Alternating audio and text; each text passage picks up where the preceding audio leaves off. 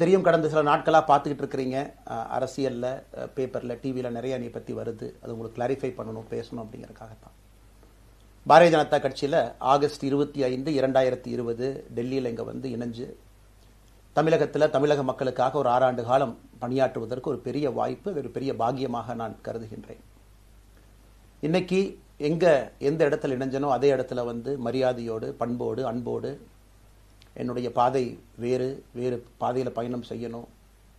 இலக்குகள் இன்னும் பெரிதாக இருக்கிறது. நிறைய மக்கள் இணைச்சு செயல்படணும். ஒரு புதிய அரசியலை, அடிப்படை கட்டமைப்பை மாற்றக்கூடிய அரசியலை உருவாக்க வேண்டும் என்கின்ற ஒரு எண்ணத்தோடு இன்னைக்கு வந்து ரொம்ப பண்போடு சொல்லிவிட்டு அதே இயக்கத்திலிருந்து வெளியே வருகின்றேன்.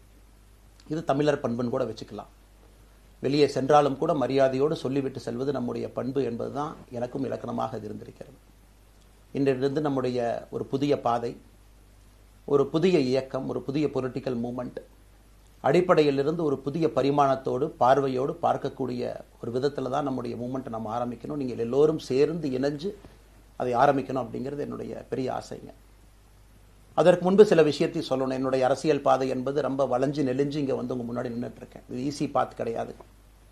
ஒரு கிராமத்தில் பிறந்து ஒரு சாதாரண குடும்பத்தில், விவசாய குடும்பத்திலிருந்து வந்து ஒரு காமன் மேன் அரசியலுக்கு வர்றதே நம்ம ஊரில் நம்ம ஒதுங்கிக்குவோம், வரமாட்டோம். பட் அதே போல் என்னுடைய பாதையும் கூட 2009 கேப்டன் விஜயகாந்த் அவர்களுடைய கட்சியில் தேமுதிகவில் ஐஎம் லக்னோவில் படிக்கும் பொழுது ஒரு இன்டர்ன்ஷிப்பாக 3 மாத காலம் ஆரம்பித்து, அதன் பிறகு 10 ஆண்டு காலம் கழித்து பாரதிய ஜனதா கட்சியில் ஆரம்பித்து 6 ஆண்டுகள் பாரதிய ஜனதா கட்சியிலிருந்து இன்னைக்கு தனித்துவமாக நம்முடைய இயக்கத்தை மக்கள் முன்னாடி வைக்கணும். உங்கள் முன்னாடி வைக்கிறேன். 25 வயசில் எனக்கு அந்த இன்டர்ன்ஷிப் திரு விஜயகாந்த் அவங்ககிட்ட செய்கிறக்கு ஒரு பெரிய பாக்கியம். அன்னைக்கு அரசியல்னால் என்னன்னே தெரியாமல் ஒரு புதிய அரசியலை தமிழகத்தில் கொண்டு வர முடியுமான்னு யோசித்த தருணம். இன்னைக்கு வயது 42, கிட்டத்தட்ட 17 ஆண்டுகள் போராடிக்கிட்டே இருக்கிறேன். ஒரு புதிய பாதை